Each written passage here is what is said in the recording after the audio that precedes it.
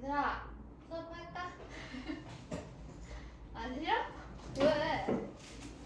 수업하자. 해좀 안 해봐도 되겠어? 토너트는 다 그냥 궁금해서라도 세점 해보는데 안 해보네. 지금 OMR을 돌리기가 그러니까 쌤이 이거는 고민을 해볼게. 너네들 성적 좀 한번 보고 너네들한테 성적표를 줄 거긴 하거든? 근데 이거를 전송을 할지 말지는 고민을 좀 해봐야겠다. 그래서 어차피 이거는 지금 우리가 본 수능은 아니기 때문에 또 이번 수능이 1등급 컷이 화작은 89점, 엄매는 85점으로 이 정도 라인이다라고 했었을 경우에는 불수능이다라고 부를 수 있었어. 조금 어렵게 출제됐다라고 하는 거고, 엄매가 이제 4점 차이가 나서 엄매가 유리하다라는 점은 쌤이 지난주에 설명은 했었는데, 자, 우리가 오답률을 한번 살펴봐 볼게. 자, 화작 같은 경우에는 오답률이 이제 45번이랑 40번 문항이 10위권 안에 드는 문항으로 68%, 58% 이런 식으로 틀린 문항들이 출제가 됐었고, 자, 엄매 같은 경우에는 이제 10위권 안에 드는 게 3개나 출제가 됐어. 그래서 옛날에는 이제 비슷하게 난이도를 출제하다 보니까 엄매 학생들이 유리한 점이 많은 거야. 그래서 그런 유불리를 좀 없애려고 이제 엄매에서 언어 부분이 어렵게 출제되는 양상으로 나타났다라고는 할 수는 있지만, 이따가 문제를 쌤이 오답을 다시 해줄 거거든. 엄매 같은 경우에는 너네들이 해봤을 때 내가 요 정도는 조금 겨울방학 때 1월, 2월을 잘 투자를 하면 충분히 따라잡겠다 싶은 친구들은 엄매를 선택하는 게 유리할 거야. 그래서 어느 정도로 공부를 해야 되고 또 교재는 어떤 것들 사면 좋은지도 오늘 설명을 해줄 거니까 오늘 수업 듣고 나서 공부 계획을 전반적으로 다시 세운다라고 생각하면 되고, 자, 그러면 이 수능을 우리가 본 이유는 무엇이냐? 당연히 아까 전에도 말했듯이 자기 객관화를 할 수 있다라고 이야기를 했어. 25페이지기는 한데 이거는 화면으로 봐도 되고 책 펴서 같이 봐도 되고.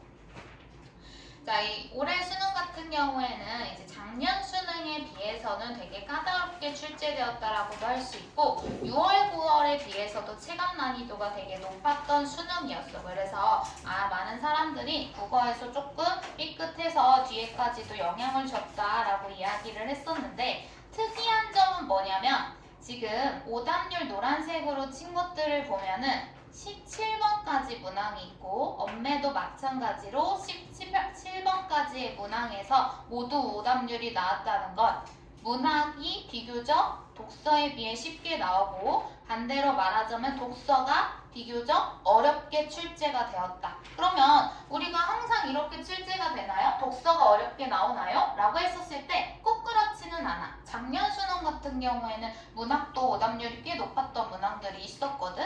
그래서 이거는 그때그때 다르기 때문에 문학이든 우리 비문학이든 열심히 해줘야 되는 거는 똑같다라고 할 수가 있어.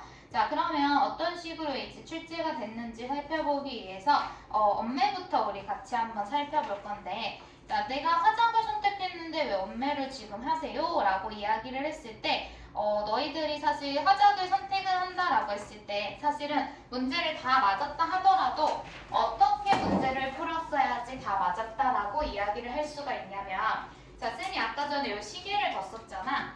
자, 이 시계에 이제 문침이 우리가 8에서 시작을 하잖아, 그치? 그러면은 우리 9, 10, 11, 12. 자, 그래서 8시 40분에서 시작을 해가지고 남녀 10시에 종료된다라고 이야기를 했었을 때 화작이랑 엄매를 먼저 푼다라고 이야기를 하는 가정 하에서 우리 설명하자면, 선택 과목은 우리 몇 분 안에 풀어야 될까? 선택 과목 11문제거든? 이 11문제 몇 분 안에 풀어야 될까? 이 11문제 몇 분 안에 풀지는 개인 개인마다 다른 문제기는 해. 그치? 왜? 34문제를 어떻게 풀 것인가를 너네들이 다 개개인에 따라서 다를 테니까. 자, 그럼 이 34문제 같은 경우에는 우리가 총 몇 지문이 나와? 독서 4지문이 나오고 그 다음에 문학 4지문이 나와. 그러면 내가 8지문을 풀려면 1시간이면 풀 수 있어?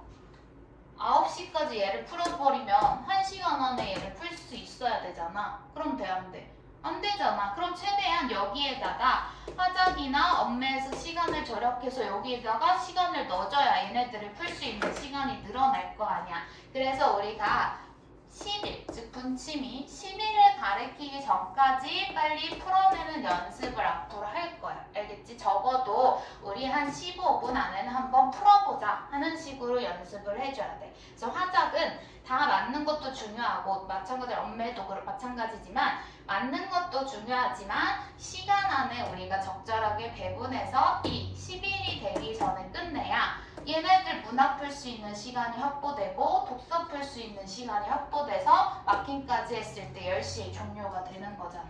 그치? 그래서 쌤이 오늘은 뭐 10시 됐는데 그냥 여유롭게 이제 내라 하면서 이제 걷었지만 사실 수능 시험장에선 그렇지가 않잖아. 그러니까 우리가 마킹하는 시간까지 고려를 해서 요렇게 그 다음에 뭐 숫자 5나 뭐 이거는 개인에 따라서 독서를 더 걸리든 문학을 더 걸리든 하는 식으로 이 숫자를 바라보면서 문제를 푸는 연습을 해줄 거야.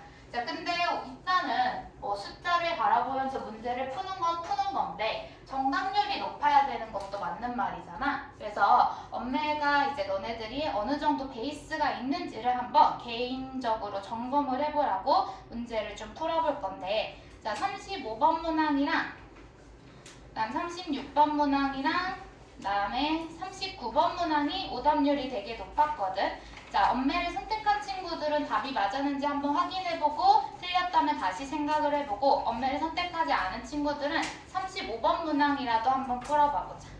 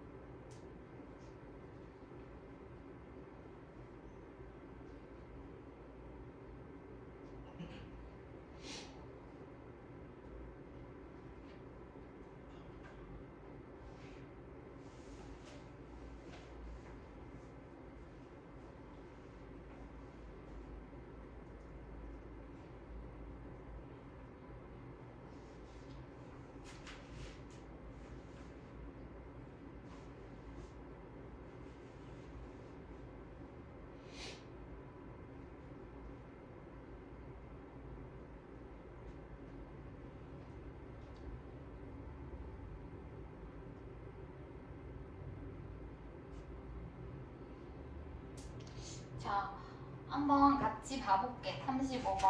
자, 못 풀었어도 괜찮아. 자, 35번 같은 경우에는 오답률이 7이었거든. 그래서 되게 높았다라고 할 수는 있는데 우리가 충분히 조금만 더 생각을 해보면 풀 수 있는 거거든. 자, 근데 이 문항 같은 경우 35번, 36번 문항은 물론 문법을 알고 있으면은 즉각적으로 풀 수 있는 부분도 나오지만 지문을 읽어가지고 마치 독서 문제 푸는 것처럼 연결해서 푸는 데 도움이 되는 부분도 있어. 그래서 시간을 줄이고자 한다는 차원에서 문법 공부를 하는 것이지만 지문에 있는 내용을 가볍게 체크하고 문제로 넘어오는 방식으로 이제 문제를 풀어주겠지. 자, 그때 1번은 그냥 형식이고 소리다라는 거는 1문단에 있었던 말이었던 거야. 문자가 형식이고 소리가 내용이다 라고 했었기 때문에 우리가 문자가 형식이고 소리가 내용이다 라고 해서 맞는 말이 되는 거겠지. 자, 2번 같은 경우 우리가 중세국어 했었을 때 사실은 배웠던 거야. 그치? 종성에 있는 이응은 콩이라고 발음을 했을 때 이응 발음하는 거지? 그래서 이라고 하는 음가를 지니게 되거든? 뭐 이런 것까지는 몰라도 돼. 뭐 발음 기호가 어떻게 써지는지 몰라도 돼. 자, 어쨌든 이응이라는 게 지금 중세국어에서는 이응이 아니라 뭘로 표기가 되고 있어? 옛니응으로 표기가 되고 있지, 그치? 이걸 우리가 사실은 중세국어 했을 때 고등학교 1학년 때 배웠던 거기도 하지만 그거를 평가원은 모르고 있었더라도 이 부분을 읽어보면서 추론을 해서 풀 수 있게끔 제시를 해준다는 거야. 그래서 영국의 비용 응이라고 하는 것은 결국엔 15세기의 국어의 옛니응으로 나타나는 것을 보여준다라고 하고 있었기 때문에 이것도 맞는 말이 되는 거겠지. 자, 근데 3번을 봐볼까? 자, 두 소리의 연세를 나타낸다. 자, 그럼 두 소리가 연쇄적으로 나타난다라고 하고 있어. 자, 지연이 이거 발음 어떻게 될까? 그치. 없어 라고 발음이 되지. 자, 그럼 지금 비읍의 음가라고 하는 이 비읍이 음가가 살아있는 거고 시옷도 지금 음가가 살아있는 거네. 그치? 이런 걸 우리가 두 소리가 연쇄된다라고 하는 것으로 우리 현대 문법에서는 격자음이다 라고 배웠던 거야. 자음군 또는 격자음. 자, 그럼 이렇게 된 게 지금 격자음들이 있어야 된다는 건데 한글 자모 24자에는 이게 있냐 없냐 했을 때 24자 우리가 모르는 친구들은 없겠지만 근데 혹시나 떠오르기 어려울 수 있으니까 역시나 뭐를 제시해줬어? 여기서 지문에서 제시해줬고 아무리 찾아봐도 요거는 격자음이 없었지. 그치? 그럼 답 몇 번이야? 3번이 되는 거야. 그럼 나머지 이제 4번으로 고른 친구들이 꽤 있었거든. 오답률을 보면. 자, 4번 봐볼게. 자, 이중모음을 나타내는 것 중에서 24자모의 모음자 3개를 어울러서 쓴 것들이 있다라고 했었을 때 지금 지문에서 뭐라고 이야기를 하냐면 하나의 이중모음이 어울러 쓴 자모 2종류와 다시 이제 결합한 경우가 있다라고 되어 있고 그 후자의 예시가 왜이다라고 되어 있어. 그럼 얘는 우 플러스 어 플러스 이가 결합한 양상이다라고 설명할 수 있는 거거든.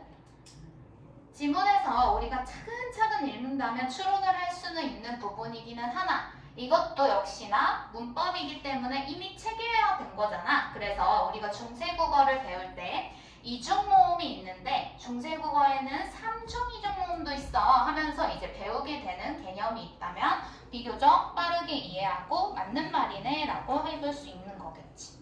그치? 자, 그 다음에 위 같은 경우에 우, 이가 결합한 건 두 종류의 소리를 나타난다는 거는 여기 전자의 부분에서 이중모음으로도 발음되고 단모음으로도 발음되는 왜가 있다라고 설명을 했었고 위도 마찬가지가 되는 거니까 얘도 맞는 말이 되는 거겠지. 그래서 답이 3번이었다.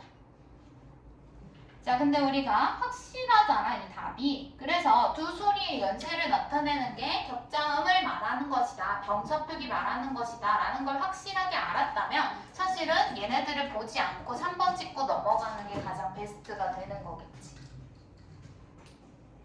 자, 같은 방식으로 36번도 한번 풀어볼게. 요거는 오답률이 5이었었던 문제였거든. 자, 풀 수 있는지를 한번 해보자. 자, 여기 앞에 있는 내용들은 사실은 이미 너네들이 보지도 않고 풀어야 되는 그런 부분들이기는 해. 기본적으로 알고 있는 내용이다라고 이제 언어 공부를 하고 들어간 상태로 선지를 보는 거야. 자, 선지를 봤더니 처음 1번에 여는 여와 같은 내용으로 나타나 있고 반모음과 단모음의 연세인 이중모음으로 같군이라고 되어 있어. 자, 그것이 뭔지 모를까봐 여기서 이랑 어가 합쳐져서 뭐가 됐어? 여가 됐어. 이거를 지금 보기에서 보여주고 있는 거야. 그러면 쌤이 질문해 볼게. 우리나라의 반모음은 뭐랑 뭐가 있지? 무슨 개랑 무슨 개가 있어, 얘들아? 기억나는 사람.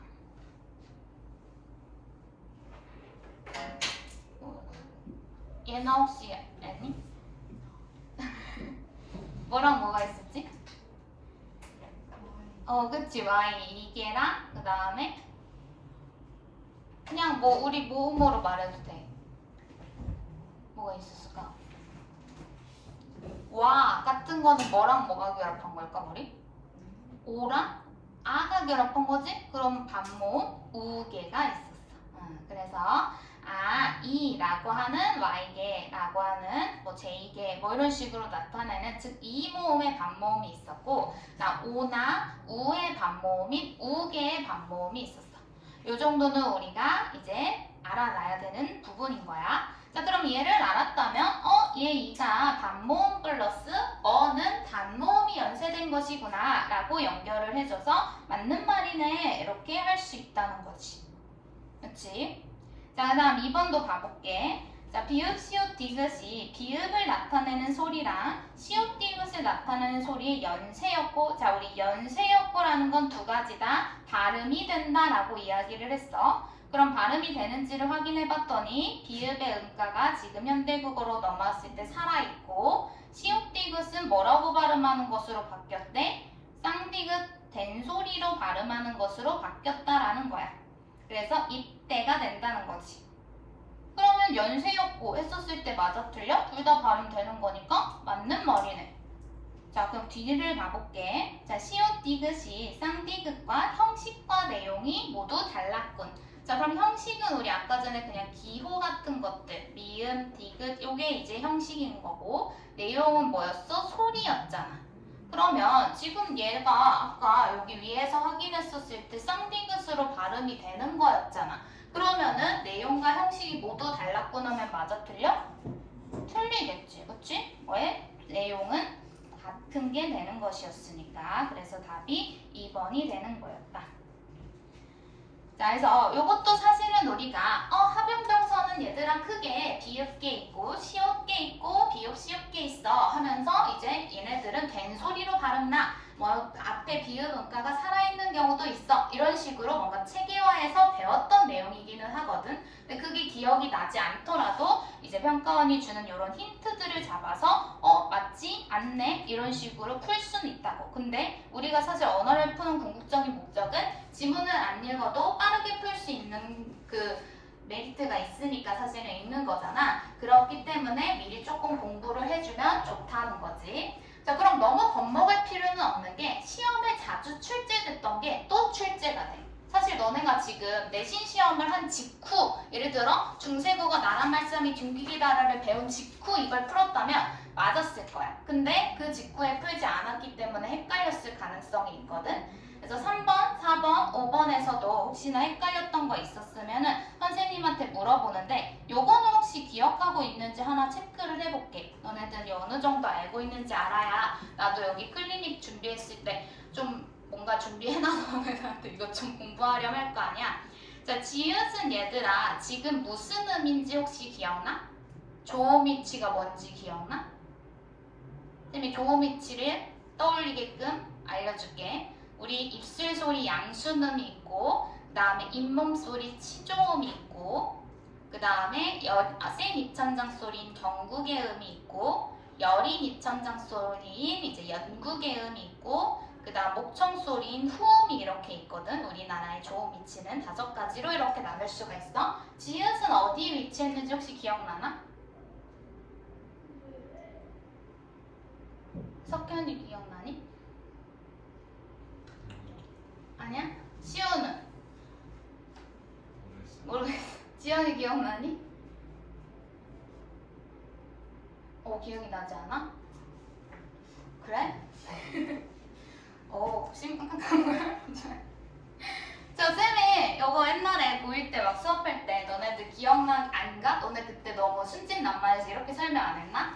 쌤이 이제 고3에 설명할 때 여기가 지읒이다 해서 경국의 음은 지읒밖에 없거든? 그래서 지읒됐네 이러면서 이제 아무 자리도 없는 부분이 지읒 들어간다. 즉 경국의 음은 뭐다? 지읒밖에 없다라고 이야기를 했어. 근데 이거를 만약에 몰랐다 하더라도 사실은 여기에 말을 했어. 경국의 음이 자음 체계에 존재하지 않아서 국외음화가 발생하지 않았다는 건 경국의 음이 아니었어 지읒이. 이거를 사실 힌트를 준 건데 사실은 이게 힌트인지 아닌지를 알려면 이거를 조금 기억을 하고 있었어야 너네들이 풀 수 있었던 거긴 하지. 그래서 이런 체계들이 지금 까먹었을 거야. 어렴풋이 지금 머릿속에 옛날에 배웠던 게 사실은 있었을 텐데 까먹은 부분들을 반드시 이번 겨울방학 안에 차곡차곡 정리를 해줘야 돼. 특히 내신에서 엄매를 선택한다는 친구들은 오늘 이번 겨울방학 때 까먹었던 내용들을 정리할 수 있도록 해줘야 되겠고, 그리고 내신에서 엄매를 선택하지 않았는데 수능에서 선택하고 싶다는 친구들도 이 정도는 정리를 해놔야지 풀 수가 있어. 그래서 아이는 치조음이었던 것이 경국의 음으로 바뀌었던 것이었고, 그럼 소리가 치조음에서 나는 것으로 되어 있으니까 내용은 다르고 하면은 맞는 말이 되는 거였어.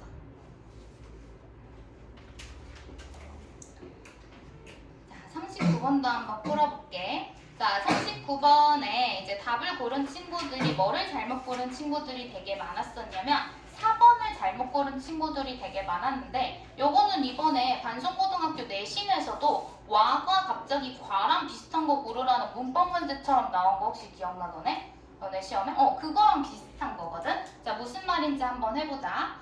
자, 랑이라고 하는 거랑 이랑이라고 하는 게 서로 이 형태의 관계에 있다라고 되어 있는데 얘들아, 이 형태가 뭔지 혹시 알아?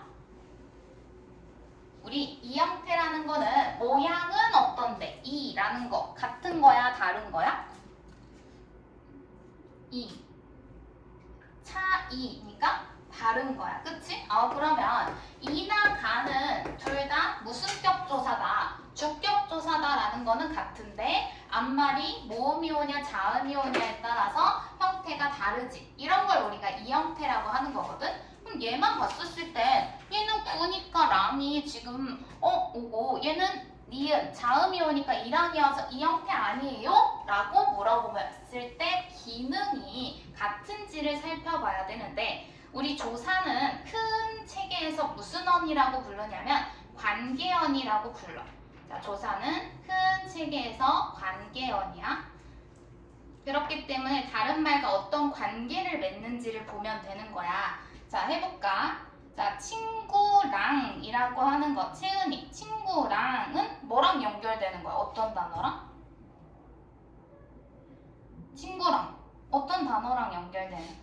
그치. 만나랑 연결되는 거지. 그럼 동사를 지금 연결하고 있는 거, 동사를 수식하는 건 우리가 관형사가 하는 거였나? 부사가 하는 거였나? 부사가 하는 거였어. 그래서 얘는 부사격 조사가 되는 거야. 그래서 우리가 옛날에 이렇게 만나다 사귀다 앞에 오는 랑은 공동부사격 조사고 균기의 나라 했었을 때 그 와 과는 다르다 같다 앞에 오는 건 비교부사격 조사다. 이런 식으로까지도 설명을 하기는 했었어. 고등학교 1학년 때. 자, 그 다음에 미술관이랑이라고 했었을 때는 요거는 뭐랑 연결될까? 석현이 이거 뭐랑 연결될까? 그치. 영화관. 그럼 요거는 단어와 단어를 이어주는 뭐가 되는 거냐면 접속조사가 되는 거야. 그렇기 때문에 얘는 형태가 다른 이 형태라고는 할 수 없어. 왜? 기능도 다른 것이기 때문에. 그래서 조사라는 거. 근데 얘도 항상 출제 포인트야. 맨날 와, 과 가지고 냈는데 와과로 내니까 너무 쉬워서 이번엔 이랑 랑으로 낸 거야. 그래서 항상 나왔던 부분에서 나오니까 겁먹지 말고 그 부분들에 대해서 많이 문제를 풀어보면 되는 건데 자, 답이 1번이었거든. 자, 1번 한번 같이 해보자. 자, 시작은 얘들아 품사가 뭐야? 시작. 뭐 품사가 뭐지? 명사지? 자, 그럼 명사에 뭐가 붙었어 지금? 되가 붙었네? 되는 우리 전미사. 자, 그럼 시작되다는 품사가 뭘까? 시작되다. 우리 시작되다 품사 뭘까? 동사지, 동사. 그러면 돼라고 하는 전미사가 붙어서 명사가 동사가 됐네 라고 할 수 있는 거야. 자, 그 다음 낮췄다는 어떻게 쪼갤 수 있을까? 낮추었다. 그치? 그럼 기본형이 뭐냐면 낮다야. 그럼 낮다의 낮은 우리 품사가 뭘까? 낮다. 낮다, 높다, 길다, 짧다 이런 거 품사 뭐야? 상태, 성질이니까 형용사지. 그치? 형용사. 그럼 형용사에 추가 붙어서 전미사 추가 붙어서 낮추다가 됐네. 낮추다는 품사 뭘까? 동사야. 움직임이니까. 그래서 형용사가 동사가 돼서 다른 품사를 파생한다. 파생한다는 건 단어를 만든다. 이런 말이 되는 거여서 답이 1번이었어.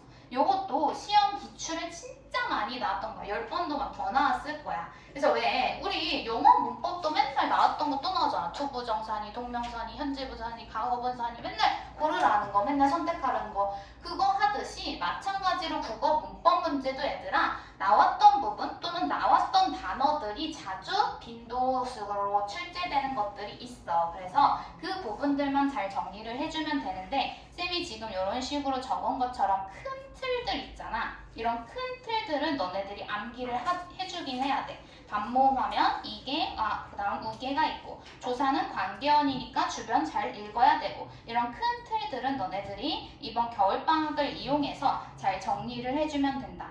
자, 그럼 우리 겨울방학이 어느 정도 되냐? 내가 오늘부터 시작한다 라고 했었을 때 21일부터 1주, 2주, 3주, 4주, 5주, 6주, 7주, 8주, 9주, 10주 10주의 기간이 있는 거야. 우리 1월부터 방학이라고 잘못 생각하는 친구들이 있는데 지금 시기부터 방학이라고 생각하고 열심히 체계적으로 공부를 해줘야 돼. 우리 쉬는 날도 많잖아.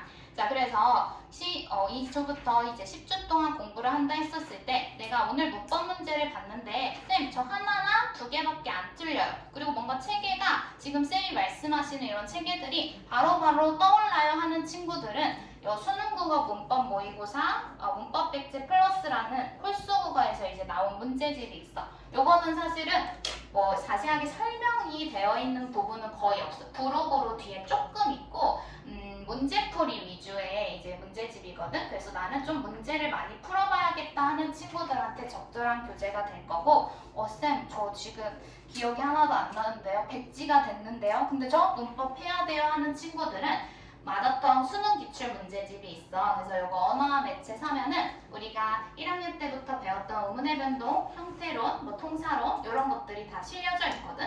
그래서 이 책을 사서 돈 아깝다 생각하지 말고 얘들아 사서 예를 들어 세븐데이즈 풀었는데 내가 전미사 개념이 완전 빠져있어. 배가 전미사인지 이희리기 우구추가 전미사인지 이런 거가 기억이 하나도 없어. 그러면 형태론 전미사 파트 펴서 그 부분 공부하는 거야. 알겠지? 그래서 처음부터 막 공부하려고 하지 말고 부족한 부분들 개념을 채우면서 공부한다라고 생각을 해주면 돼. 아니면 나는 이거를 봐도 저는 그 글 내용이 이해 자체가 안 될 것 같아요 하는 친구들은 특강이 있거든. 그래서 이따가 특강 교재 종이 나눠줄 테니까 문법 특강들 보고 시간이 맞으면은 또 수강을 하면 되겠지. 자, 그래서 이렇게 이제 내용을 정리한다라고 생각을 해주면 되겠고, 자, 그럼 내가 이제 화작을 선택하는 친구들은 뭐야? 시간이 오래 걸렸다면 시간을 줄여야 된다. 그리고 우리가 화작에서는 어려운 문항이 몇 문항 나왔어?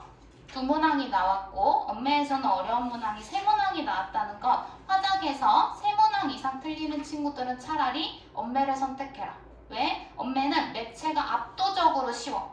그래서 매체가 쉽기 때문에 언어 차라리 의문의 변동만 죽어라 파면 뭐 의문의 변동은 맞겠지. 그치? 그런 식으로 해서 엄매에서 너네들이 맞출 수 있는 문제를 맞춰 나가는 게 차라리 도움이 된다라고 이야기를 했던 거야.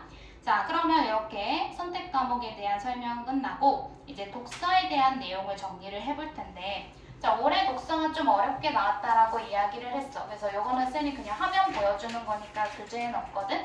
그래서 지문 내용이랑 연계고제가 어떻게 출제됐는지 가져왔는데, 자, 우리 독서 이론 같은 경우에는 비교적 쉬운 부분이고, 이 부분에서 오늘 만약에 마이너스가 됐다면 실수하지 않도록 연습을 해줘야 돼. 자, 그래서 독서 이론은 비연계로 출제가 됐었고, 자, 연계 지문으로 이제 가나 세트 주제 통합 지문이 나왔는데, 특이하게 이 주제 통합 같은 경우에는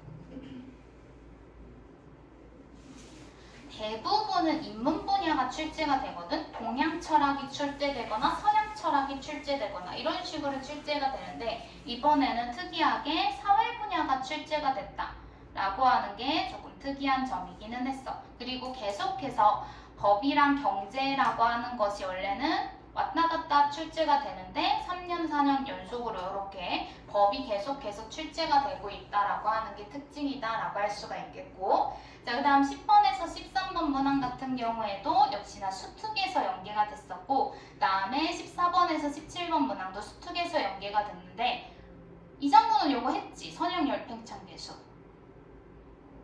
인격 통일성도 한글로 아는데? 이 장구? 했을 거야. 너네들이 기억을 못. 아, 선형 열팽창을 안 했나? 인격 통일성은 확실히 한 게 기억이 나는데, 이 장구? 내가 너네 시험지를 봤거든. 그래서 어쨌든 요게 지금 연계가 됐다라고 해서 사실은 체감이 엄청나게 되나? 막 문제가 다 풀려? 아니야. 결국엔 우리가 연계는, 독서에서 연계는 어느 정도로 활용이 되는 거냐면, 내가 지문 내용을 이해하는데 보조적으로 도움이 될 수 있어. 그리고 멘탈적으로도 그래도 봤던 내용이 나오는 게 마음이 조금은 편하겠지. 그래서 그 정도에 사실 도움이 되는 거고, 결국엔 우리가 구조 독해를 해야 돼. 근거를 열심히 찾아서 눈으로 읽는 연습들이 되어야지 사실 문제를 제대로 풀어낼 수 있다라고 할 수가 있어. 자, 근데 문학에서는 오답률 높은 게 안 나왔다라고 이야기를 했는데, 수근과 같은 경우도 수특에 실려져 있는 거의 대부분이 그대로 출제가 되었고, 또 수근과는 워낙에 너네들이 잘 알고 있는 내용이잖아. 어렸을 때부터 동화로 많이 읽었던 거여서. 그래서 판소리가 출제되었다. 근데 사실은 이번에는 판소리는 안 나오겠지. 그래서 고전소설 방식으로 다시 돌아가서 나올 것 같고, 자, 그 다음에 22번에서 26번은 펜데시가 출제되는데, 이것도 수특에서 출제가 됐거든. 근데 얘네들은 보통 수특에서 연계가 됐었을 때 지금 3개년 계속해서 80년대 이후 시인들이 출제가 되고 있어.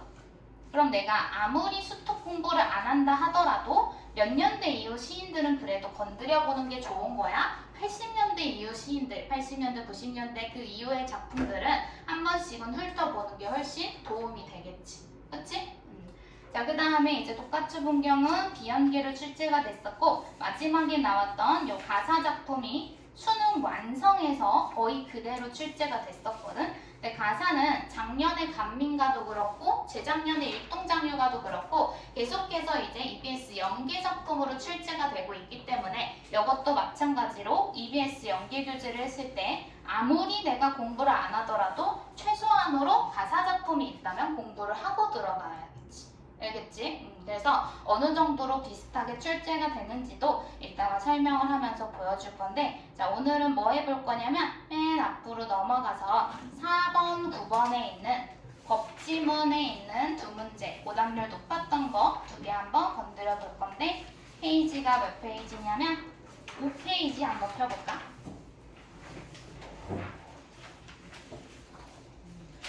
자, 5페이지에 6번 문항이 이제 화작 기준으로 오답률이 2였던 문항이었고, 그 다음에 7번 문항이 화작 기준으로 오답률이 6이었던 문항이었거든. 자, 그래서 이 두 문항이 왜 어려웠냐라고 했었을 때 헷갈릴 만한 매력적인 오답들이 있기는 했어. 그럼 그걸 내가 어떻게 걸러내야 되는지, 그리고 평가원이 요구하는 게 뭐인지를 우리가 생각을 해볼 텐데, 자, 쌤이 요 기억의 이유로 가장 적절한 거, 뭐 이유를 추론하라 이런 문제들이 나온다 했을 때 이유를 묻거나 추론하거나 이런 문제들이 나온다라고 했을 경우에 항상 뭐를 잘 읽어라 라고 하냐면 요 밑줄 친 부분에 대한 주변부를 잘 읽어라 라고 이야기했어. 그럼 이 주변부를 잘 읽는다는 건 어떻게 읽어야 된다라고 하는 거냐면 치환되는 말들을 잘 찾아준다. 그리고 인과관계를 잘 찾아준다라는 거야.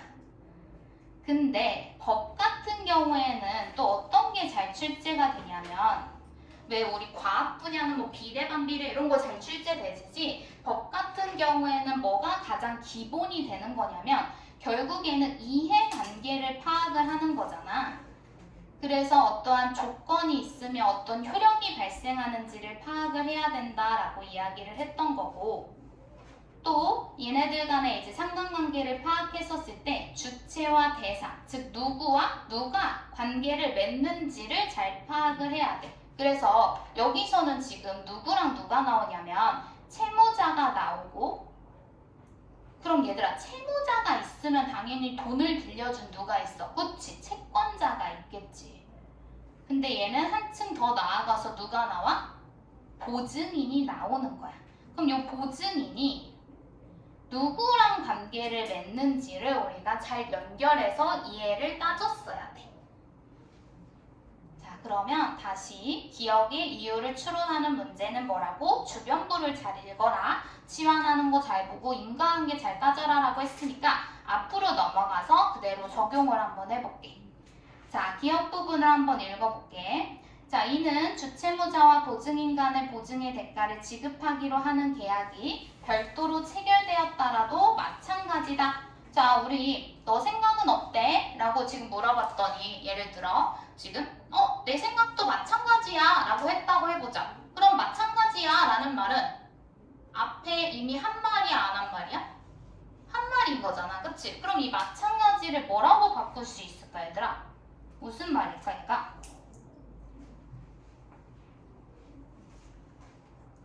위에 한 말이라고 했어. 위에 한 말을 한번 읽어볼게. 자, 보증이라고 하는 것이 성립이 되려면 자, 그럼 보증이라고 하는 효력이 발생하려면 제가 아까 Q라고 했어. 그러면 뭐가 필요한 게 조건이야? 보증계약이 필요하다라고 하는 게 조건이야.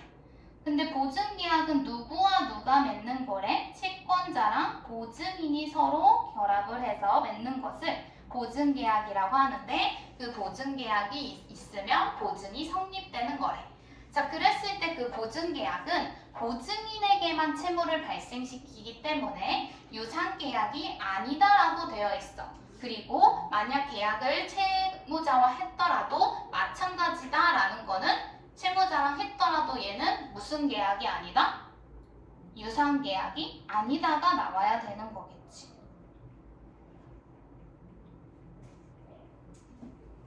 그럼 유상계약이 뭐냐? 라고 했었을 땐 유상계약은 가지문에서 설명을 했어. 유상계약은 뭐래? 그 당사자가 서로 대가를 주고받는 것을 약속하는 계약을 유상계약이라고 한다고 하네. 자, 그러면 유상계약이 아니다는 말은 결국에는 서로 대가를 주고받는 거다 아니다? 주고받지 않는 것이다. 왜? 보증인에게만 채무를 발생시키기 때문이다 라고 하는 것이 돼야 되겠고 그 말을 직접적으로 써주면 너무 좋았겠지만 그렇게 쓰지 않았기 때문에 지금 이 문제가 오답률이 높았었거든. 자, 답이 2번이었는데 자, 2번 한번 생각해보자.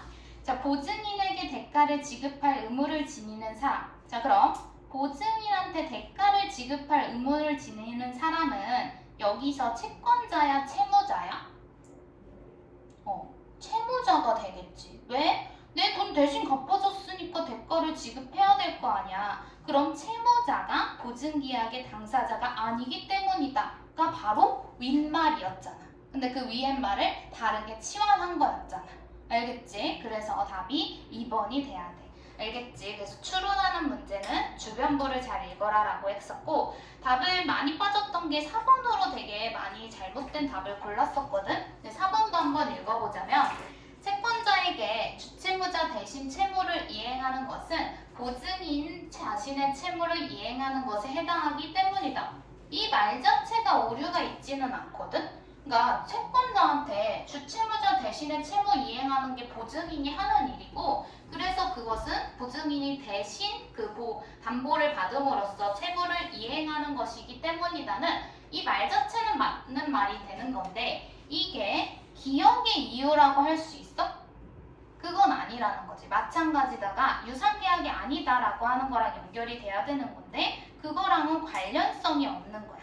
그래서 쌤이 이 추론하는 문제는 맞냐 틀리냐로 풀면은 고민이 엄청 되고 시간이 많이 걸려. 그래서 주변부를 보라라고 이야기를 하는 거야. 알겠지? 자, 그럼 똑같이 오답률 6이었던 요 연대보증인에 대한 내용도 한번 살펴볼 건데, 자, 요거 혹시 답이 5번인데 답 다른 거 한 사람? 다른 거 했어요. 몇 번 했는지 알려줘. 4번 한 친구들도 되게 많았어. 또 혹시 다른 거 한 사람 있어? 괜찮아? 자, 그러면 4번, 5번 한번 해보자. 자, 4번부터 볼게. 자, 채권자와 보증계약을 하고 채무자와는 연대보증특약을 함으로써 보증채무를 부담하게 된다. 자, 요거 틀린 말이잖아. 자, 쌤이 지난 시간에 얘기했어. 답지 보고 생각하면 국어는 안 는다고 했어. 얘가 지금 틀린 말이잖아. 어디가 틀렸을까, 얘들아?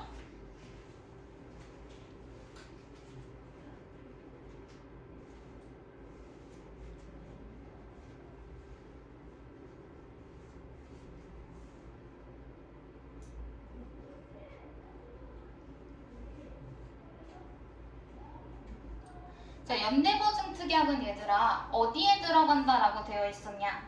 연대보증특약이라고 하는 말을 이렇게 찾아보는 거야. 자, 그랬더니 연대보증특약은 보증계약에 뭐 할 수 있대? 포함될 수 있다라고 되어 있어.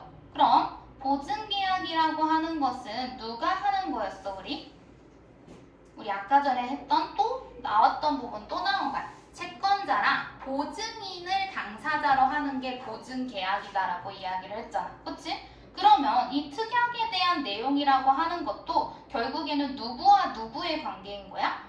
보증인과 채권자의 관계인 거야. 그래서 여기서 갑자기 채권자랑 보증계약을 하는데 채무자랑 특약을 한다고 하고 있으니까 틀린 말이 되는 거였지. 그러니까 출제 포인트가 똑같은 거야. 그러니까 평판이 계속 묻고 싶은 건 이 이해관계 잘 파악했니? 조건 잘 읽었니? 이걸 묻고 싶다는 거지. 문제는 다르더라도. 자, 그럼 5번을 가볼까? 자, 채권자가 주채무자한테 채무의 이행을 청구하여. 자, 얘들아, 채무의 이행을 청구했다는 거 쉽게 말하면 무슨 말일까?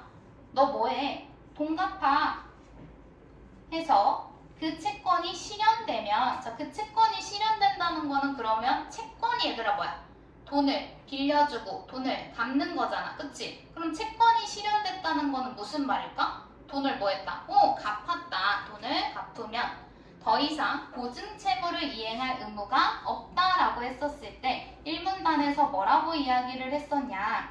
자, 여기서 담보 기능을 수행함으로 주채무가 소멸되면 보증채무도 당연히 어떻게 된다? 소멸된다 라고 이야기를 했었고, 그러면 지금 돈 갚았으니까 주채무 소멸됐고 그럼 보증채무도 소멸된다 라고 하는 말로 바꿔줘서 5번이라는 거지. 알겠지? 자, 결국엔 말바꾸기 싸움이야. 이 말바꾸기를 누가 잘 연결해서 읽는지를 잘 따져서 해봐야겠지.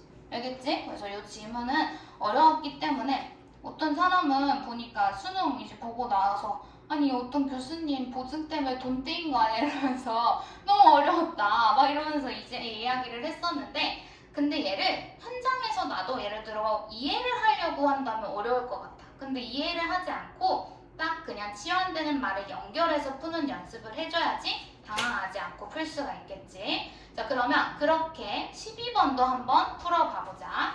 자, 12번은 오답률이 압도적으로 이제 1이었어. 77%인가가 틀렸거든. 현장에서 23%가 없고 이 정도밖에 이제 맞지 않았던 문항이었어. 22%가 맞췄던 문항이었는데, 자, 얘는 뭐를 잘 읽으면 되냐? 자, 쌤이 과학 지문에서는 항상 뭘 잘 읽으라라고 이야기를 했었냐면 숫자를 좋아하는 학문이잖아. 그러다 보니까 교수님들이 당연히 비례관계와 반비례관계가 나오는 걸 좋아해. 그래서 이 부분이 나오면 반드시 주목을 해서 꼼꼼하게 따져서 읽어주라 라고 했었고, 역시나 이 부분만 잘 파악했으면 맞출 수 있는 문제였어. 자, 그럼 해보자. 자, 비례관계, 반비례관계라는 건 뭐뭐 할수록 뭐 하게 된다 이런 식으로 잘 나오는데 여기에서 이제 설명하고 있지. 자, 곡률이라는 거는 휘어지는 게 곡률인데 곡률 반지름의 역수래. 근데 곡률 반지름의 역수라는 말을 잘 이해하지 못할까봐 뭐라고 다시 설명해줬어? 반지름이 작을수록 더 심하게 휘어진다 라고 해서 반비례다 비례다? 반비례 관계다 라고 설명을 해준 거지. 그럼 곡률 반지름은 반비례 관계인 거야. 자, 그리고 다른 조건이 동일하다면 선형 열팽창 개수 차이가 크거나 또는 온도 변화가 클수록 더 휘어진대. 그럼 선형 열팽창 개수 차이나 온도 변화는 비례인 거야, 반비례인 거야? 비례 관계가 되는 거겠지. 자, 그 다음 또 나왔네. 자, 휨 민감도는 더 크면은 같은 온도 변화량에서 띠가 더 심하게 휘는 거래. 그러면은 곡률이 더 크다는 것이니까 휨 민감도도 비례일까 반비례일까?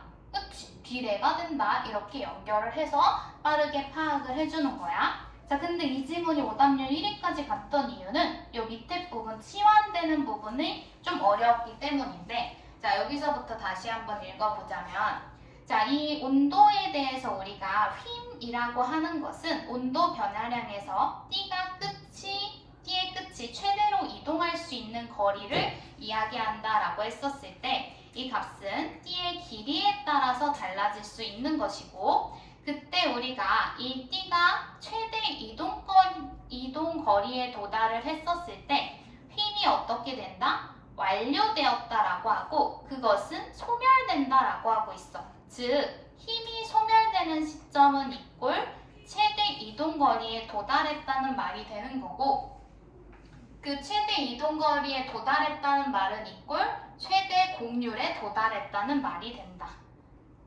그래서 이렇게 지금 이 말이 이 말이고 이 말이 이 말이야 라는 거를 붙여서 읽었어야 되겠고, 그때 이제 최대 이동거리에 도달하기까지의 시간을 뭐라고 한다?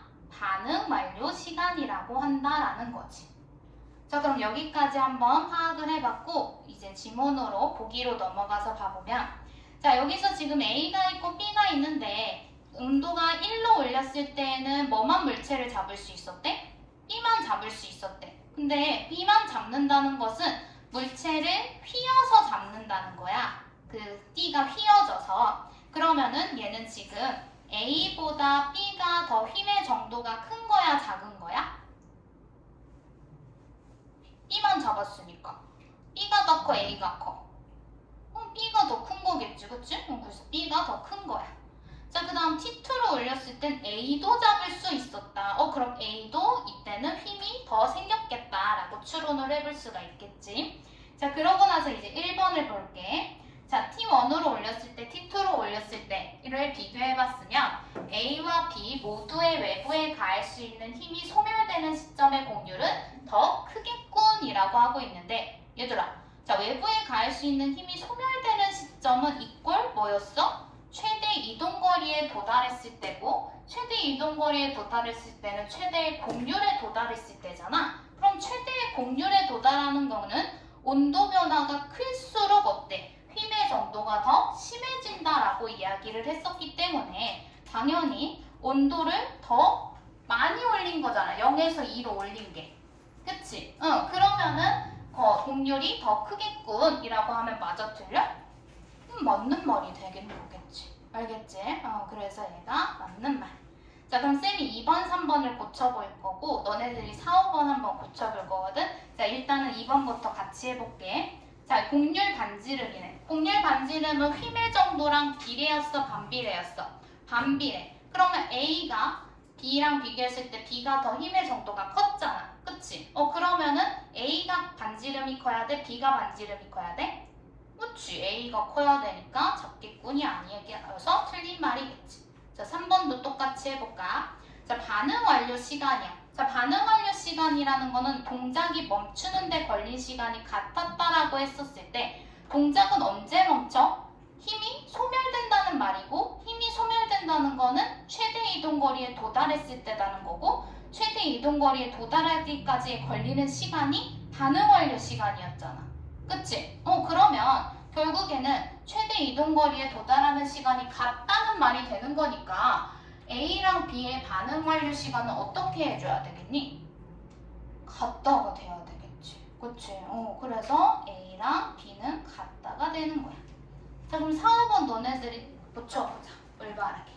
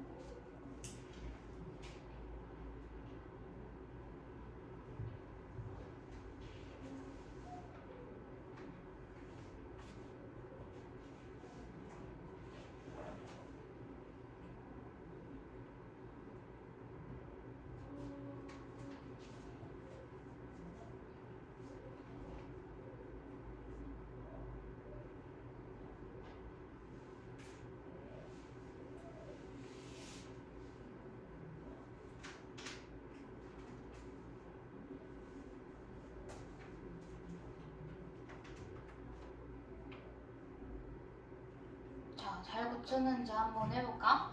채은이, 4번 어떻게 고쳐야 될까?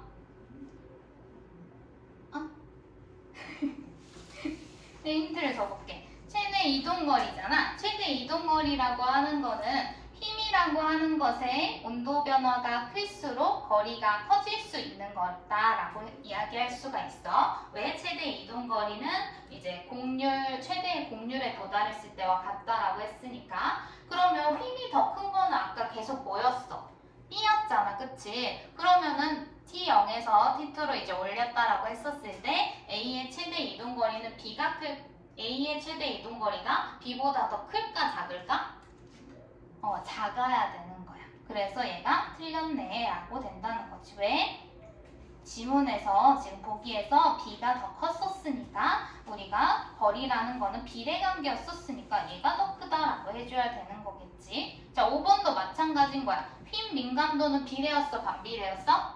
비례였잖아. 그럼 B가 커야 돼, A가 커야 돼? B가 커야 된다고. 그래서 이것도 크기가 아니라 작기 때문이다라고 해줘야 돼서 틀린 거라는 거야. 알겠지? 그래서 우리가 최대한 이런 말들이 나온 비례인지 반비례인지 파악하고 이렇게 치환되는 부분들을 잘 읽어라. 근데 치환은 기본이야. 이건 인문 분야든 과학 분야든 뭐 사회 분야든 기본으로 잘 정리해줘서 읽어줘야 되는 너네들이 이제 독해 방법이 될 거야. 자, 그럼 이런 식으로 읽어보면 되겠고 나머지에서 혹시 틀린 문항이 있다면 쌤이 지금 했던 방법들을 사용해서 답지를 먼저 보려고 하지 말고 최대한 지문을 뜯어서 읽고 지문 속에 근거가 어디 있는지 찾는 연습을 꼭 해주면 돼. 자, 그럼 문학도 우리 한 문제 정도 이제 풀어볼 건데 여기 넘어가서 31번, 34번 문제 페이지 13페이지 한번 펴보자. 문학은 전반적으로 이제 쉽게 나왔다라고 이야기를 했는데 그래도 우리는 아직 고3 문제를 많이 안 풀어봤기 때문에 조금은 낯설게 느껴질 수가 있어. 자, 그리고 이 국제국이라고 하는 작품 같은 경우에는 너네들이 익숙하지 않은 작품일 수는 있겠지만 고2 기출문제에 사실은 한 번 정도 나왔었던 작품이기는 했었거든. 근데 쌤이 아까 전에도 말했듯이 수능 완성이 있었어. 수능 완성이 어느 정도로 실려져 있었냐면 이게 아니라 잠시만.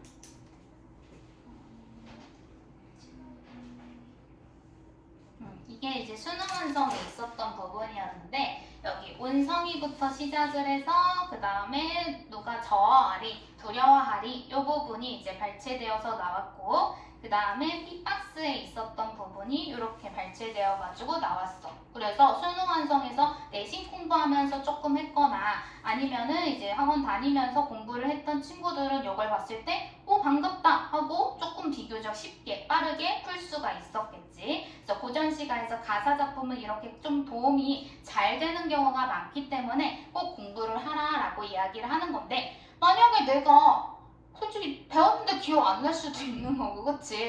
그 다음에 내가 공부를 못한 부분에서 딱 운이 안 좋게 나올 수도 있는 거잖아. 그럴 경우에는 그럼 어떻게 풀어야 돼? 기본적으로 우리가 시가를 푸는 방법으로 풀어줘야 되는 거겠지. 자, 고전 시가에서 말하는 이 화자가 누군가 있고 화자가 바라보는 어떠한 대상이 있을 거 아니야? 그럼 그 대상을 좋게 보는지 나쁘게 보는지 파악하는 기본 구조는 똑같은 거야.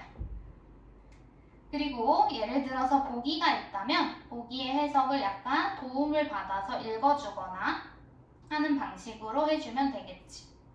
자, 그러면 우리도 그렇게 한번 읽어볼 거여서 보기를 봐봤더니 보기가 뭔가 막 주제가 나오는 보기는 아니었어. 그치? 엄청난 힌트가 되는 보기는 아니기는 했는데 요만이 특이해서 하나 체크를 해보자면 자, 화자를 대상화한다 라고 되어 있는데 얘들아, 화자는 시에서 뭐 하는 이라고? 말하는 이, 그치? 근데 화자를 대상화한다는 게 무슨 말일까?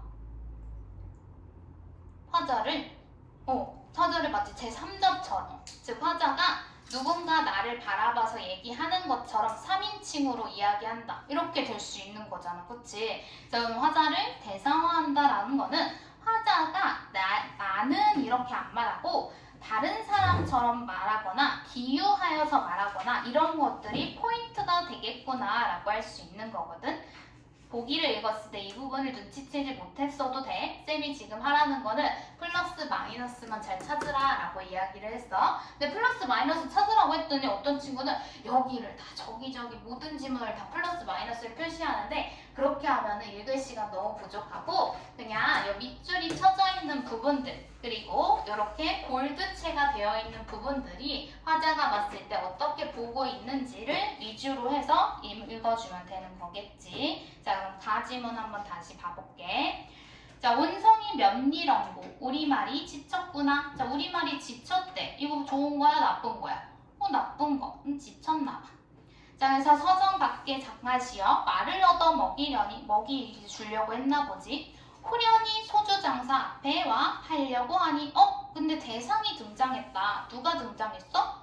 소주 장사가 등장했어. 그래서 그 술을 먹어보자 하고 이제 얘가 먹었더니 촌인의 솜씨가 아니다 라고 지금 술 맛있다는 거야 맛없다는 거야?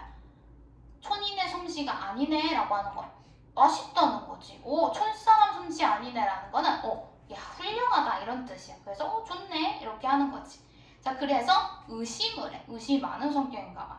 이거 촌사람 솜씨 아니라 관가의 술인데? 즉 관직이 있는 집의 술인데? 라고 해서 그 곡절 뭐를 쏘냐? 하면서 이제 의심하기 시작을 해. 그 이유가 뭘까?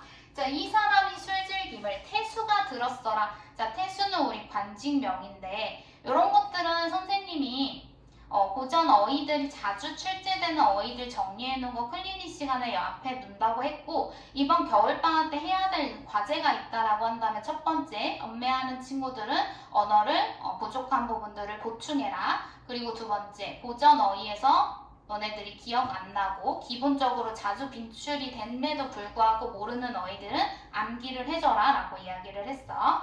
자, 그러면 태수가 그거를 들은 거야. 그래서 미리 녹을 빚어가지고 여기에서 기다린 지 여러 날이 되었고 수상이 오는 손을 나인 줄 짐작하고 싸게 팔았구나 라고 하고 있어. 자, 그럼 얘들아 손이 뭐야? 손? 우리 옛날에 손을 뭐라고 했지? 이 핸드손이 아니라 손이 뭘까? 손님이야 손님. 요것도 고전 어휘야 얘들아. 그럼 수상이 오는 손님을 나인 줄을 짐작하고 라고 하고 있어. 그럼 결국에는 이 사람이라고 하는 사람이 술을 즐겨가지고 태수가 그걸 미리 알고 술 준비해놨다 이 소리잖아. 그럼 수상이 오는 손, 이 사람은 결국은 누구를 가리키고 있는 거야? 나를 가리키는 거야. 아까 화자를 대상화한다라고 하는 표현이 이렇게 쓰인 거야. 그래서 수상이 오는 손을 나인 줄 짐작하고 진지 싸게 팔았구나. 자연히 이 소식을 바람결에 들으니 아는 채 무엇하리 그냥 아는 채 안 하고 그냥 담뱃대 두고서는 한 병을 기울이니까 감옥 놓아 징그럽네. 그만큼 술이 너무 맛있었네 라고 하는 건데 이 말을 너네들이 정확히 몰랐다 하더라도 그냥 요건 밑줄도 안 묻혀져 있고 볼드도 안 되어 있으니까 그냥 술 마시나 보다 하고 읽으면 돼. 그러고 이제 밑줄 침투문을 읽어보면 자, 유심터라 이 부사야. 자, 유심터라 참 속이 깊구나 이 부사야. 너 언제 날 알더냐? 자, 너 언제 날 알더냐? 라는 거는 안다는 거야 모른다는 거야? 모른다는 거지. 그래서 여기에서 종성각이 50리가 된다고 해서 바삐 가는 정운길에 얼음에 빠졌고 버선행전 다 적시고 동태가 되었어라. 자, 동태가 되었다라고 하는 거 좋은 걸까 나쁜 걸까? 안 좋은 거야. 왜? 얼음 때문에 동태가 되었다는 거는 지금 너무 춥다, 힘들다 이런 말이 되는 거고 여기서 그럼 동태는 누가 되는 걸까? 열심히 여정을 바삐 가고 있는 내가 되는 거겠지. 그래서 이것도 나를 비유한 표현이 되는 거야. 그래서 이 몰골 이거동 남복이 부끄러워가지고 만인 중에 출두하고 남녀 위에 높게 앉아 억지로 발을 들이운들 그 누가 저어하더도 기본 어이야 고전 어이 두려워하겠는가 두려워하다 이런 뜻이거든. 근데 뭐뭐 하리니까 두려워하겠는가 이렇게 끝나겠지. 자, 근데 우리 출두하는 사람을 뭐라고 하지? 암행어사. 그래서 얘가 암행어사인데 이렇게 힘들게 꼬질찔하게 와가지고 누가 날 두려워하겠어? 이러고 있는 거였어. 자, 그러면 여기 지금 32번 문제 한번 다시 체크를 해보자면 자, 32번의 답이 몇 번이었냐면 4번이었고 4번에 이 부사에 대한 평가다라고 했었을 때 유심터라 이 부사야 하고 있으니까 평가라고는 할 수는 있어. 자, 근데 좋은 수를 얻은 것이 그가 옛 인연이 있었던 화자를 알아보았기 때문인 거야? 아니지. 이런 근거는 전혀 찾아볼 수가 없고 오히려 뭐 때문에 얘 어사 왔으니까 미리 이제 짐작해가지고 아부 떨려고 술 준비했던 거였지. 그래서 요거는 근거를 찾아볼 수 없기 때문에 틀린 말이 되는 거다. 그래서 고전 같은 경우에는 역시나 문학도 마찬가지로 있는 그대로를 잘 읽어주면 풀 수 있는 거였어. 그래서 답이 4번이었다. 자, 근데 이제 수능 완성에서는 요 부분을 미리 좀 공부를 했던 친구들은 이 사람이 이제 화자 자신이어서 어사로 이제 왔으니까 아부하려고 장깨 부리는 이 부사는 반어법으로 이렇게 칭찬하고 있던 거야. 이렇게 배웠던 친구들은 비교적 쉽게 4번을 고를 수 있었겠지만 평가하는 반어법이네 뭐네 이런 내신스럽게 내는 게 아니라 그가 옛 인연이 있었던 화자를 알아본 것이 나오니? 라는 걸 물어봤고 근데 너 언제 날 알더냐? 라는 건 아는 거야 모르는 거야? 모르는 거였으니까 이 부분 근거로 잡아서 풀으면 4번이다 고를 수 있게끔 풀린다는 거지. 알겠지? 그래서 문학 부분 너무 겁먹지 말고 고전시가 접근해보면 돼. 자, 그럼 마지막으로 우리 여기 지금 34번 문제 한번 체크를 해볼 건데 자, 34번의 답이 얘들아 3번이었거든? 자, 혹시 못 푼 친구들도 다는 짧으니까 다 읽고 어디가 틀렸는지를 체크를 해보자.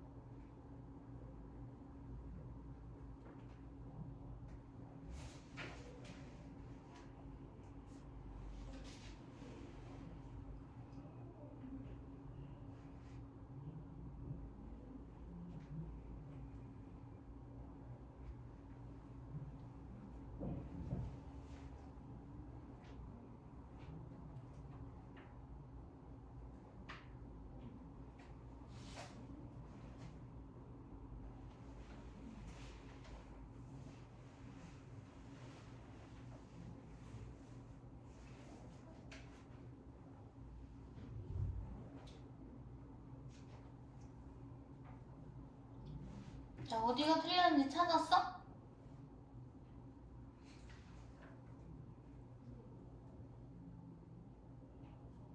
어디가 틀린 것 같아 얘들아? 3번에?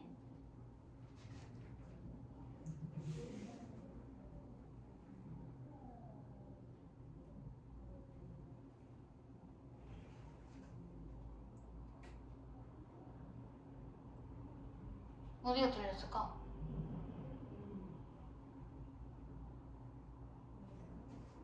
모르겠어? 조전식을 어떻게 읽으라고? 있는 그대로 읽는다 했어.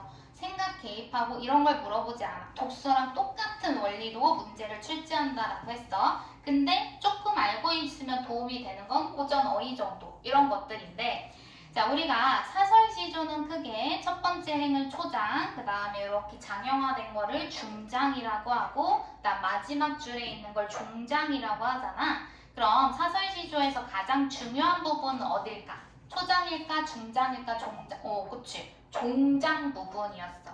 자, 그래서 사설시조 만약에 시간이 진짜 없어. 그럼 종장이라도 읽어야 되는 거야. 알겠지? 자, 그럼 종장을 봤더니 뭐라고 이야기하냐? 이 연을 보니까 먼데 있는 임을 줄의 힘을 길게 대어가지고 낚아올까 하노라 라고 하고 있어. 그럼 이 시적 상황 어떤 것 같아? 임이랑 뭐한 상황? 이별한 상황, 떨어져 있는 상황이고, 그래서 이 줄의 힘을 이용해서 임을 뭐 하고 싶었다는 거야? 낚아오고 싶다는 거잖아. 그치? 근데 지금 3번을 봐봐. 무슨 말이 틀렸어, 얘들아? 솟아올라 구름에 걸치는 걸 보고 화자가 연줄의 힘을 빌리는 거 맞아? 근데 넌 내 임에게 가려고 하는 거야? 아니면 데리고 오려고 하는 거야? 데리고 오려고 하는 거야, 얘들아.